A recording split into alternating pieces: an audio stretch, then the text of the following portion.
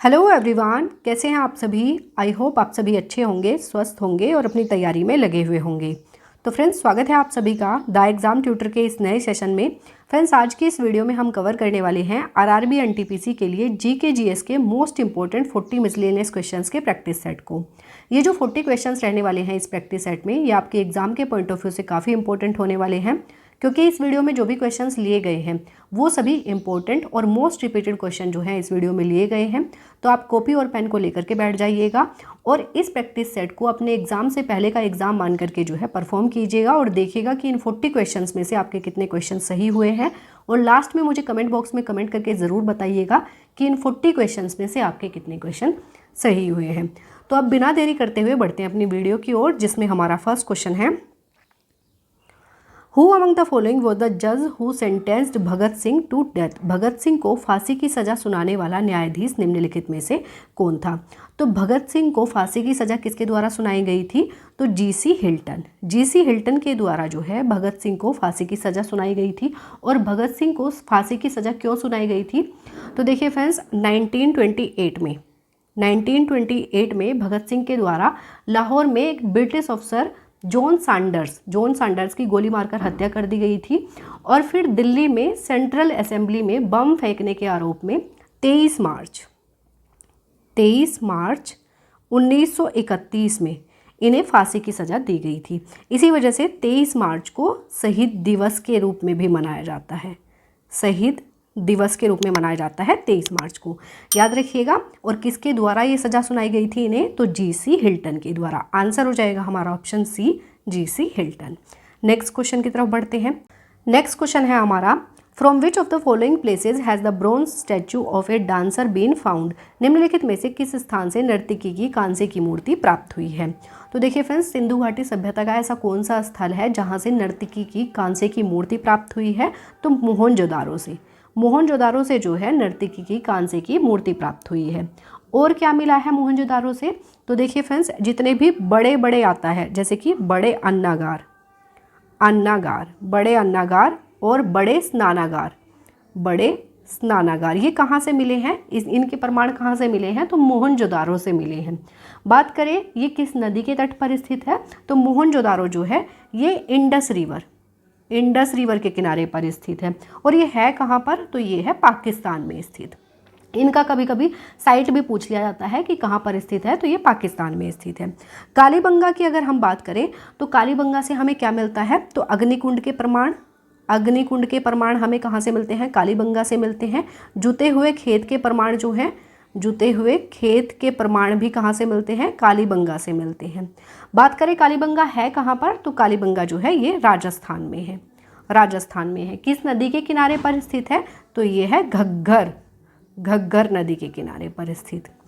हड़प्पा की अगर बात करें तो हड़प्पा से हमें क्या मिलता है। तो अन्न के भंडार जो है ये कहाँ से मिलते हैं, इसके साक्ष्य कहाँ से मिलते हैं। तो हड़प्पा से मिलते हैं। कंफ्यूज मत होइएगा, मोहनजोदारो से क्या मिले हैं। जो बड़े अन्नागार हैं, बड़े स्नानागार हैं, वो मिले हैं मोहनजोदारो से। और अन्न भंडार के साक्ष्य मिलते हैं हड़प्पा से। हड़प्पा है कहाँ पर। तो ये भी कहाँ पर है। ये भी पाकिस्तान में है। किस नदी के किनारे पर स्थित है। तो ये रावी नदी के किनारे पर स्थित है। बात करें धोलावीरा की तो धोलावीरा से हमें क्या मिलता है। तो नगर नियोजन के साक्ष्य, नगर नियोजन के प्रमाण कहाँ से मिलते हैं। धोलावीरा से मिलते हैं। नगर नियोजन से क्या मतलब है। तो देखिए फ्रेंड्स, व्यवस्थित घर, व्यवस्थित सड़कें और जल निकासी की जो व्यवस्था थी, इनके प्रमाण कहाँ से मिलते हैं। धोलावीरा से मिलते हैं। धोलावीरा है कहाँ पर स्थित। तो ये गुजरात में स्थित है। और किस नदी के किनारे पर स्थित है। तो लूनी नदी के किनारे पर स्थित है धोलावीरा। तो इतनी सब चीज़ें इनके बारे में याद रखिएगा, क्योंकि इनसे एग्जाम में क्वेश्चन काफ़ी बनते भी हैं, पूछे भी जाते हैं और प्रीवियस ईयर में पूछे भी गए हैं। तो याद रखिएगा, इस क्वेश्चन का आंसर हो जाएगा हमारा option C, Mohenjodaro. Next question की तरफ बढ़ते हैं। नेक्स्ट क्वेश्चन है हमारा, in which year national planning committee was formed. किस वर्ष राष्ट्रीय नियोजन समिति का गठन किया गया था। तो देखिए फ्रेंड्स, भारत के लिए राष्ट्रीय योजना विकसित करने का जो पहला प्रयास किया गया था, ये किया गया था 1938 में। कब किया गया था। 1938 में सुभाष चंद्र बोस ने पंडित जवाहरलाल नेहरू की अध्यक्षता में एक राष्ट्रीय नियोजन समिति का गठन किया था। तो याद रखिएगा, सबसे पहले राष्ट्रीय नियोजन समिति का गठन किया गया था 1938 में। आंसर हो जाएगा हमारा ऑप्शन ए 1938। नेक्स्ट देख लेते हैं। नेक्स्ट क्वेश्चन है हमारा, where is the headquarter of insurance regulatory and development authority of India located? भारतीय बीमा विनियामक और विकास प्राधिकरण का मुख्यालय कहाँ पर स्थित है? तो देखिए friends, insurance regulatory and development authority of India यानी कि IRDA का जो मुख्यालय है ये है हैदराबाद में। कहाँ पर स्थित है? हैदराबाद में स्थित है। और इसके अलावा इसके 2 रीजनल ऑफिस भी हैं, एक है मुंबई में और एक है न्यू दिल्ली में। याद रखिएगा ये क्या है, ये रीजनल ऑफिस है। इसका गठन कब किया गया था IRDA का? तो 1999 में। और किस समिति की रिपोर्ट की सिफारिशों के आधार पर किया गया था? तो मल्होत्रा समिति की रिपोर्ट की सिफारिशों के आधार पर जो है इसका गठन किया गया था 1999 में। तो याद रखिएगा इसका हेडक्वार्टर जो है ये है हैदराबाद में। Option C will be the right answer. Next question की तरफ बढ़ते हैं। नेक्स्ट क्वेश्चन है हमारा, which of the following is an example of an indirect tax? निम्नलिखित में से कौन अप्रत्यक्ष कर का उदाहरण है? तो देखिए फ्रेंड्स, एक होता है डायरेक्ट टैक्स और एक होता है इनडायरेक्ट टैक्स। देखिए फ्रेंड्स, जो डायरेक्ट टैक्स होता है इसका भुगतान सीधे सरकार को किया जाता है। किसको? सीधे भुगतान जो है इसका सरकार को किया जाता है, इसे कहा जाता है डायरेक्ट टैक्स या फिर प्रत्यक्ष कर। इनडायरेक्ट टैक्स जो होता है ये वस्तुओं और सेवाओं पर लगाया जाता है, इसका भुगतान सरकार को नहीं किया जाता है। जो भी उस वस्तु या फिर सेवा का मूल्य होता है उसके रूप में जो है इस टैक्स को पे किया जाता है। अब देखिए इसमें पूछा है कि इनमें से कौन सा इनडायरेक्ट टैक्स का एग्जाम्पल है। तो देखिए फ्रेंड्स, कॉरपोरेट टैक्स और वेल्थ टैक्स ये क्या है? ये डायरेक्ट टैक्स हैं जो कि सीधे सरकार को पे किए जाते हैं। लेकिन कस्टम ड्यूटी जो है ये एक इनडायरेक्ट टैक्स है। कैसा है? इनडायरेक्ट टैक्स है। तो आंसर हो जाएगा हमारा option C, custom duty. Next देख लेते हैं। नेक्स्ट क्वेश्चन है हमारा, who is the author of the book the ultimate goal? The ultimate goal पुस्तक के लेखक कौन है? तो देखिए ये जो बुक है द अल्टीमेट गोल ये लिखी गई है विक्रम सूद के द्वारा। किसके द्वारा? विक्रम सूद के द्वारा जो है द अल्टीमेट गोल पुस्तक लिखी गई है। आंसर हो जाएगा हमारा ऑप्शन सी। नेक्स्ट क्वेश्चन की तरफ बढ़ते हैं। नेक्स्ट क्वेश्चन है हमारा, Bhorghat pass is the connecting route between which 2 places? Bhorghat दर्रा निम्नलिखित में से किन 2 स्थानों के बीच का संपर्क मार्ग है? तो देखिए फ्रेंड्स, भोरघाट दर्रे की बात की है तो भोरघाट दर्रा जो है ये मुंबई और पुणे के बीच स्थित है। किसके बीच? मुंबई और पुणे के बीच स्थित है भोरघाट दर्रा। अब देखिए नासिक और मुंबई दिया है, तो नासिक और मुंबई के बीच कौन सा दर्रा है? तो थाल घाट पास जो है ये किसके बीच स्थित है? ये नासिक और मुंबई के बीच स्थित है। नासिक और पुणे की बात करें तो नासिक और पुणे के बीच जो है भोरघाट पास और थालघाट पास, ये दोनों पास जो है किसके बीच स्थित है? नासिक और पुणे के बीच स्थित है। मुंबई और पुणे के बीच बता ही दिया है भोरघाट दर्रा है। और कोयम्बटूर और कोचीन की अगर बात करें तो इनके बीच स्थित है पालघाट पास। तो इस क्वेश्चन का आंसर हो जाएगा ऑप्शन सी, मुंबई और पुणे के बीच स्थित है भोरघाट। याद रखिएगा। नेक्स्ट क्वेश्चन की तरफ बढ़ते हैं। नेक्स्ट क्वेश्चन है हमारा, Pancheshwar project is a joint project of which 2 countries? Pancheshwar परियोजना किन 2 देशों की संयुक्त परियोजना है? तो देखिए फ्रेंड्स, जो ये पंचेश्वर परियोजना जो है भारत और नेपाल की संयुक्त परियोजना है। किसकी? भारत और नेपाल की संयुक्त परियोजना है पंचेश्वर परियोजना। देखिए फ्रेंड्स, एक नदी है महाकाली नदी जो है ये भारत और नेपाल के बीच सीमा बनाती है। और ये जो नदी है इसी नदी पर, महाकाली नदी पर जो है ये परियोजना बनाई जा रही है, पंचेश्वर परियोजना। और इस परियोजना का उद्देश्य क्या है? जैसे कि सभी परियोजनाओं का उद्देश्य होता है, इसका उद्देश्य है जल विद्युत का उत्पादन करना, सिंचाई करना और जो बाढ़ आती है, फ्लड्स आती हैं, उनको कंट्रोल करना, उनको नियंत्रित करना जो है इस परियोजना का उद्देश्य है। किस किस की संयुक्त परियोजना है? भारत और नेपाल की है। आंसर हो जाएगा option B, Bharat Nepal. Next question की तरफ बढ़ते हैं। नेक्स्ट क्वेश्चन है हमारा, in which year did the government of India announce the national agriculture policy? Bharat सरकार ने राष्ट्रीय कृषि नीति की घोषणा किस वर्ष की थी? तो भारत सरकार ने राष्ट्रीय कृषि नीति की घोषणा की थी 28 जुलाई 2000 में। 28 जुलाई 2000 में जो है भारत सरकार के द्वारा राष्ट्रीय कृषि नीति की घोषणा की गई थी। और इसका उद्देश्य क्या था? तो इसका उद्देश्य कृषि क्षमता को बढ़ाना और हर साल इसमें 4% की वृद्धि दर हासिल करना जो है राष्ट्रीय कृषि नीति का उद्देश्य था। कब लाई गई थी, कब घोषणा की गई थी? तो 2000 में की गई थी। आंसर हो जाएगा ऑप्शन बी। नेक्स्ट क्वेश्चन की तरफ बढ़ते हैं। नेक्स्ट क्वेश्चन है हमारा, which of the following is the highest peak of southern Sahyadri? दक्षिणी सह्याद्री का निम्नलिखित में से सर्वोच्च शिखर कौन सा है? तो दक्षिणी सह्याद्री का जो सर्वोच्च शिखर है ये है अनामुड़ी। अनामुड़ी जो है ये दक्षिणी सह्याद्री का सर्वोच्च शिखर है। आंसर हो जाएगा हमारा ऑप्शन ए। नेक्स्ट देख लेते हैं।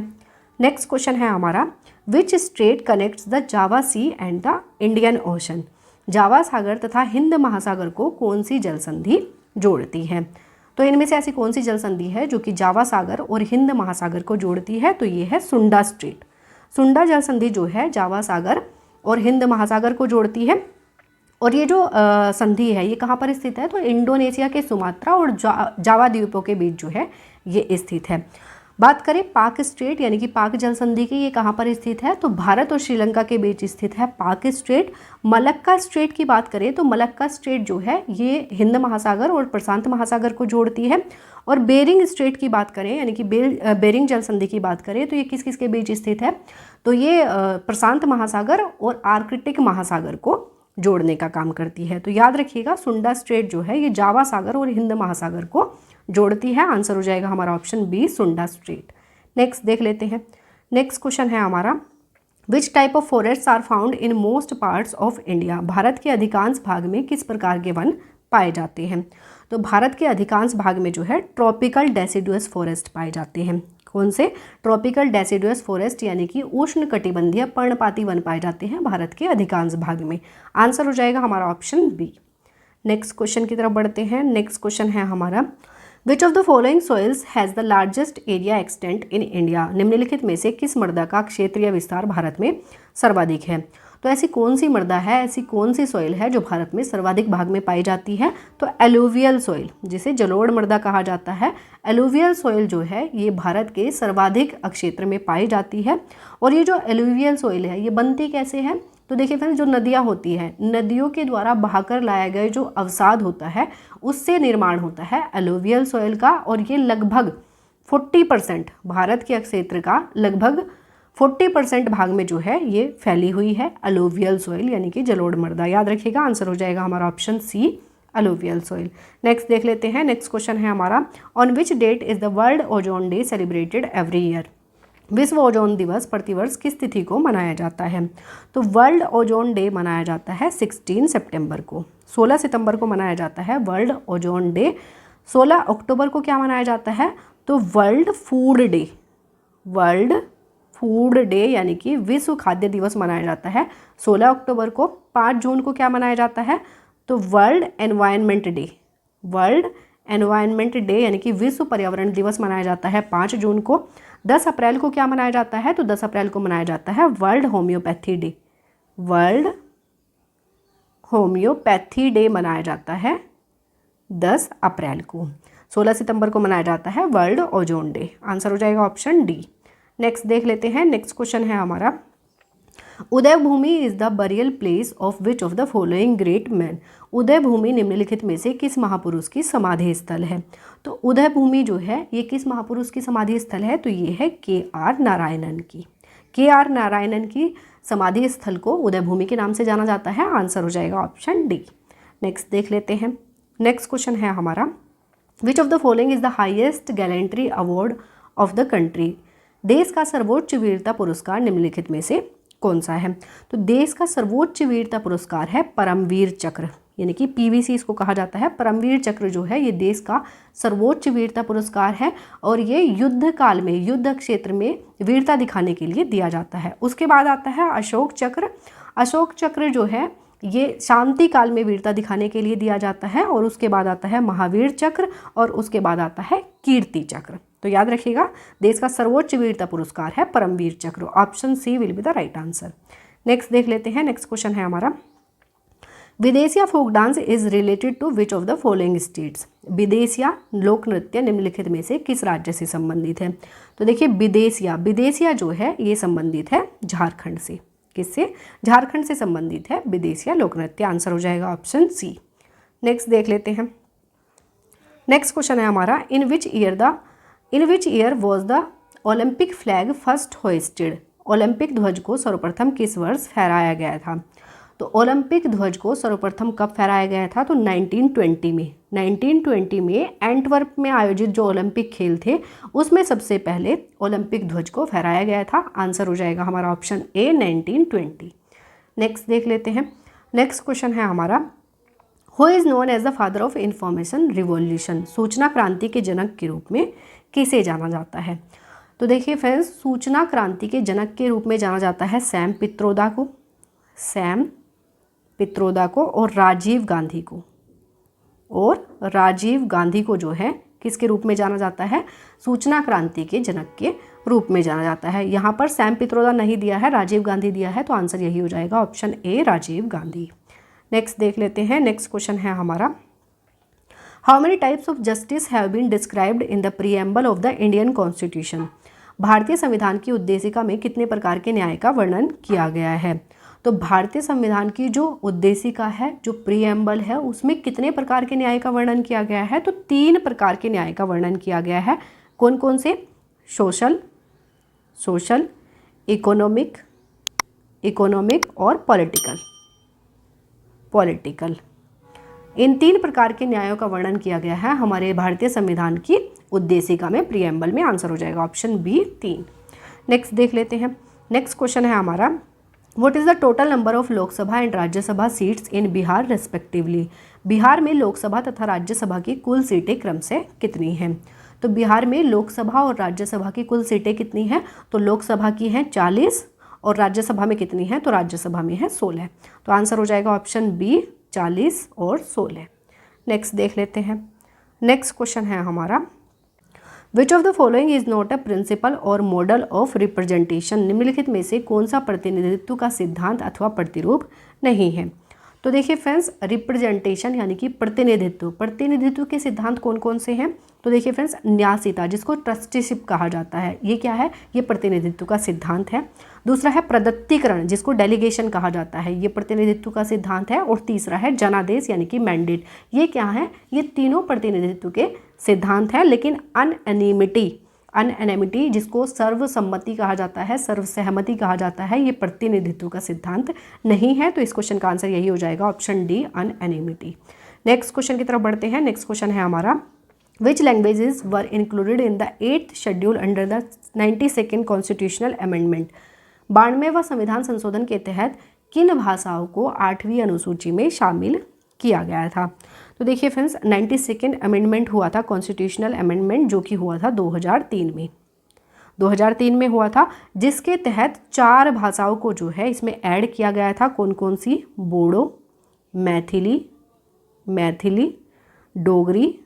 डोगरी और संथाली।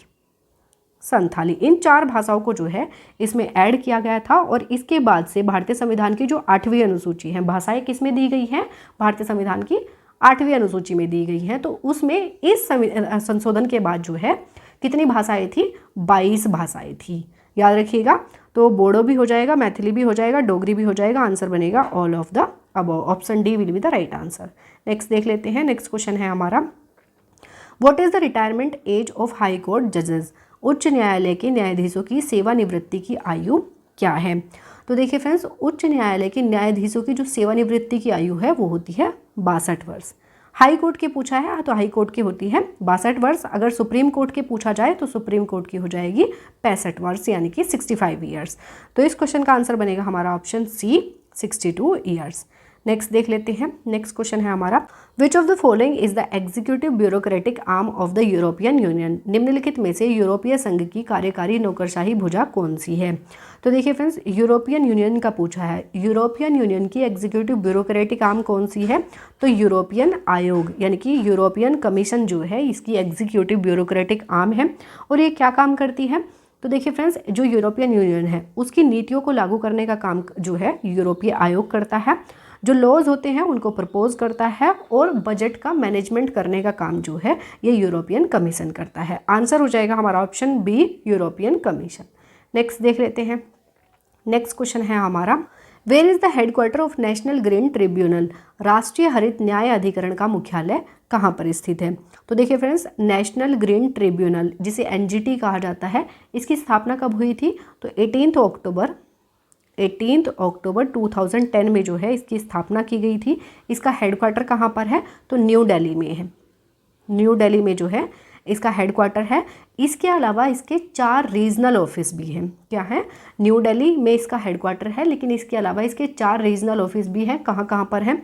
तो देखिए फ्रेंड्स, भोपाल में है, पुणे में है, कोलकाता में है और चेन्नई में है। तो ये क्या है? ये 4 रीजनल ऑफिस हैं एनजीटी के। हेडक्वार्टर कहाँ पर है? न्यू दिल्ली में है। तो आंसर हो जाएगा हमारा option A, new Delhi. Next question की तरफ बढ़ते हैं। नेक्स्ट क्वेश्चन है हमारा, in which country was the world's first nuclear power plant established? विश्व का पहला परमाणु बिजली घर किस देश में स्थापित किया गया था? तो देखिए फ्रेंड्स, विश्व का पहला परमाणु बिजली घर जो है ये रसिया में स्थापित किया गया था, यानी कि रूस में स्थापित किया गया था।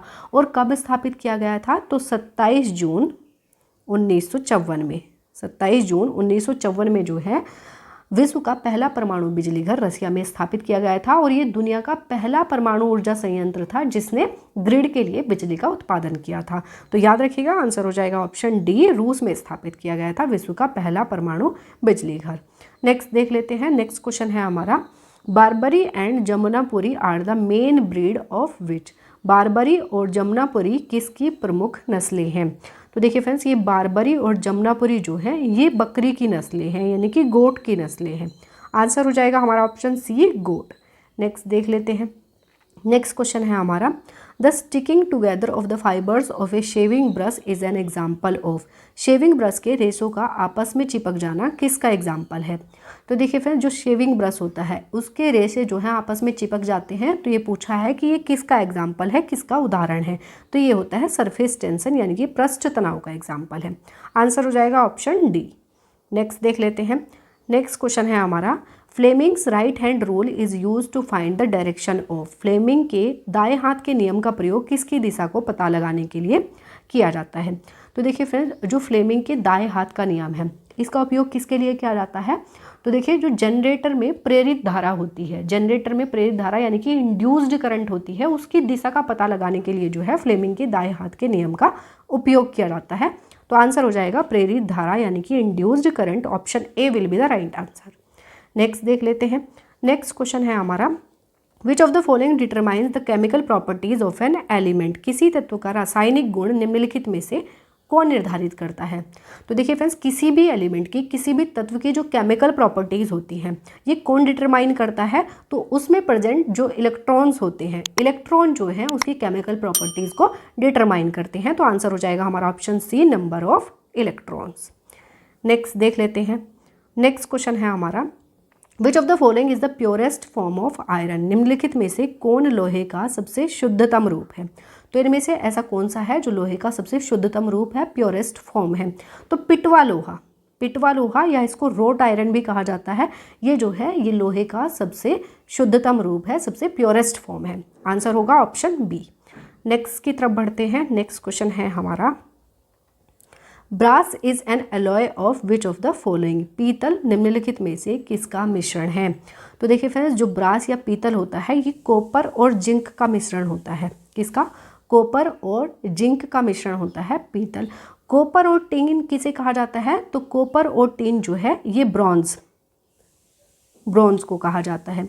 कॉपर, जिंक और टिन ये किसका मिश्रण है? तो देखिए फ्रेंड्स, ये एलॉय होता है किसका? गन मेटल का एलॉय होता है। और गन मेटल क्या है? तो देखिए फ्रेंड्स, ये जो गन मेटल है ये ब्रोंज का ही एक अलग रूप होता है। किसका? ब्रोंज का ही एक अलग टाइप होता है गन मेटल, जिसके एलॉय में क्या क्या होता है? कॉपर, जिंक और टिन होता है। तो याद रखिएगा, पीतल जो है, पीतल किसका मिश्रण है? कॉपर और जिंक का है। तो इस क्वेश्चन का आंसर होगा हमारा ऑप्शन बी। नेक्स्ट क्वेश्चन की तरफ बढ़ते हैं। देखिए फ्रेंड्स, इन वीडियोस में आपको कम से कम टाइम में, क्योंकि आपका जो एग्ज़ाम है वो काफ़ी नज़दीक है, टाइम हमारे पास काफ़ी कम है, तो इन वीडियोस में आपको कम से कम टाइम में ज़्यादा से ज़्यादा इन्फॉर्मेशन प्रोवाइड करने की कोशिश की जा रही है। अगर आपको ये वीडियोस पसंद आती हैं, अगर आप इनको पसंद कर रहे हैं, अगर आपको ये किसी भी तरीके से हेल्पफुल लगती हैं, तो वीडियो को लाइक और चैनल को सब्सक्राइब जरूर कर दीजिएगा। बढ़ते हैं नेक्स्ट क्वेश्चन की तरफ। नेक्स्ट क्वेश्चन है, which gas do divers use along with oxygen while diving in the sea. समुद्र में गोताखोरी करते समय गोताखोर ऑक्सीजन के साथ किस गैस का प्रयोग करते हैं।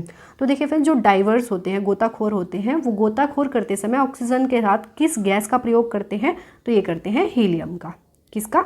हीलियम का उपयोग करते हैं ऑक्सीजन के साथ जो गोताखोर होते हैं समुद्र में गोताखोरी करते समय। आंसर हो जाएगा ऑप्शन सी। नेक्स्ट देख लेते हैं। नेक्स्ट क्वेश्चन है हमारा, what is prepared by the hydrolysis of sucrose. Sucrose के जल अपघटन से किसका निर्माण किया जाता है। तो देखिए फ्रेंड्स, सुक्रोज का जो फॉर्मूला होता है ये होता है C12H22O11।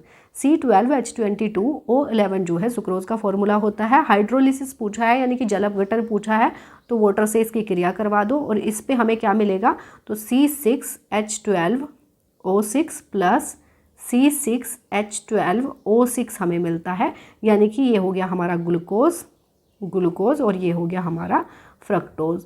तो सुक्रोज के जल अपघटन से हमें क्या मिलता है, ग्लूकोज और फ्रक्टोज दोनों मिलते हैं। तो आंसर हो जाएगा हमारा ग्लूकोज भी फ्रक्टोज भी। तो both A and C, option D will be the right answer. Next देख लेते हैं। नेक्स्ट क्वेश्चन है हमारा, tikka disease is related to which crop. Tikka रोग का संबंध किस फसल से है। तो देखिए फ्रेंड्स, जो टिक्का डिजीज है, टिक्का डिजीज रिलेटेड है ग्राउंडनट से। मूंगफली की एक रोग है, मूंगफली का एक रोग है टिक्का रोग, और टिक्का रोग को लीफ स्पॉट के नाम से भी जाना जाता है। किस नाम से? लीफ स्पॉट के नाम से भी जाना जाता है। और ये जो डिजीज़ है ये किससे होती है, तो ये फंगस से होती है। कवक से जो है ये बीमारी होती है, ये डिजीज़ होती है। और कवक का नाम क्या है, उस फंगस का नाम क्या है, तो सर्कोस्पोरा अरेचिडिकोला जो है फंगस का नाम है जिससे ये डिजीज़ होती है। याद रखिएगा, ग्राउंडनट की डिजीज़ है। आंसर हो जाएगा ऑप्शन डी। नेक्स्ट देख लेते हैं। नेक्स्ट क्वेश्चन है हमारा, what is the number of mitochondria in a bacterial cell. जीवाणु कोशिका में सूत्रकणिका की संख्या कितनी होती है। तो देखिए फ्रेंड्स, बैक्टीरियल सेल में पूछा है। बैक्टीरियल सेल कैसी सेल है, प्रोकैरियोटिक सेल है, प्रिमिटिव टाइप ऑफ सेल है। तो देखिए फ्रेंड्स, जो प्रिमिटिव टाइप ऑफ सेल होती हैं, प्रोकैरियोटिक सेल होती हैं, उनमें जो जेनेटिक मटेरियल होता है वो ऐसे ही साइटोप्लाज्म में बिखरा होता है, वेल डेवलप्ड न्यूक्लियस नहीं होता है। और जो सेल ऑर्गेनेल्स होते हैं जैसे कि लाइसोसोम्स, गोल्जी बॉडीज, माइटोकॉन्ड्रिया, ये सब इसमें प्रेजेंट नहीं होते हैं। तो माइटोकॉन्ड्रिया क्या होगा, तो माइटोकॉन्ड्रिया भी नहीं होगा। तो इसके जो नंबर है कितना होता है, 0 होता है। आंसर हो जाएगा ऑप्शन डी, क्योंकि ये इसमें क्या है, एब्सेंट है। आंसर होगा ऑप्शन डी। नेक्स्ट देख लेते हैं। नेक्स्ट क्वेश्चन है हमारा, the longest bone in the human body is. मानव शरीर की सबसे लंबी अस्थि कौन सी है। तो देखिए फ्रेंड्स, ऐसी कौन सी बोन है जो कि लॉन्गेस्ट बोन है ह्यूमन बॉडी की, तो ये है फीमर बोन जो है ये ह्यूमन बॉडी की सबसे लंबी लॉन्गेस्ट बोन है। और ये कहाँ पर प्रेजेंट होती है, तो थाइज में प्रेजेंट होती है, यानी कि मनुष्य की जांग में प्रेजेंट होती है फीमर। अब देखिए, ये तो हो गई लॉन्गेस्ट की। शॉर्टेस्ट बोन कौन सी होती है ह्यूमन बॉडी की, तो ये होती है स्टेपीज। कहाँ पर प्रेजेंट होती है, तो ये होती है ईयर में प्रेजेंट। याद रखिएगा, लॉन्गेस्ट हो गई फीमर और शॉर्टेस्ट हो गई स्टेपीज। आंसर होगा ऑप्शन ए। नेक्स्ट देख लेते हैं। नेक्स्ट क्वेश्चन है हमारा, in which state is Kanger घाटी नेशनल पार्क लोकेटेड। कांगेर घाटी राष्ट्रीय उद्यान किस राज्य में स्थित है। तो कांगेर घाटी राष्ट्रीय उद्यान जो है ये छत्तीसगढ़ में स्थित है। छत्तीसगढ़ के बस्तर जिले में स्थित है कांगेर घाटी राष्ट्रीय उद्यान। आंसर हो जाएगा हमारा ऑप्शन डी। नेक्स्ट देख लेते हैं। नेक्स्ट क्वेश्चन है हमारा, which of the following forms of currency is called narrow money. निम्नलिखित में से मुद्रा के किस रूप को संकीर्ण मुद्रा कहा जाता है। तो देखिए फ्रेंड्स, नैरो मनी क्या होती है, तो देखिए करेंसी की मोस्ट लिक्विड फॉर्म को कहा जाता है नैरो मनी। किसे, करेंसी की मोस्ट लिक्विड फॉर्म को जो है नैरो मनी कहा जाता है। और इसमें फिजिकल कैश जैसे कि कॉइन्स और बिल्स और डिमांड डिपॉजिट्स जैसे कि चेकिंग अकाउंट्स, ये सब किसके अंतर्गत आते हैं, नैरो मनी के अंतर्गत आते हैं। और इकोनॉमिक्स में जो नैरो मनी होती है उसको M1 से डिनोट करते हैं। किससे, M1 से डिनोट करते हैं। तो इस क्वेश्चन का आंसर हो जाएगा हमारा ऑप्शन ए, M1। नेक्स्ट देख लेते हैं। तो नेक्स्ट जो है ये हमारा क्वेश्चन ऑफ द डे है और इस क्वेश्चन का आंसर आपको कमेंट बॉक्स में कमेंट करके देना है। तो देख लेते हैं इसमें कौन सा क्वेश्चन दिया है। Who founded the Indian reforms committee, भारतीय सुधार समिति की स्थापना किसने की थी। ऑप्शंस हैं दादाभाई नौरोजी, मदन मोहन मालवीय, बंकिम चंद्र चटर्जी या फिर एसएन सेन। तो इस क्वेश्चन का आंसर आपको कमेंट बॉक्स में कमेंट करके देना है और आप मुझे कमेंट बॉक्स में कमेंट करके ये भी ज़रूर बताइएगा कि इन 40 क्वेश्चंस में से आपके कितने क्वेश्चन सही हुए हैं। मुझे आपके कमेंट्स का इंतज़ार रहेगा। तो अब हम इस वीडियो को यहीं पर सम अप करते हैं। आई होप ये वीडियो आपको पसंद आई होगी और ये वीडियो आपको अच्छी लगी है, हेल्पफुल लगी है तो वीडियो को लाइक और चैनल को सब्सक्राइब जरूर कर दीजिएगा। मिलेंगे नेक्स्ट वीडियो में नए क्वेश्चंस के साथ। तब तक के लिए wish you all the best, take care and thank you.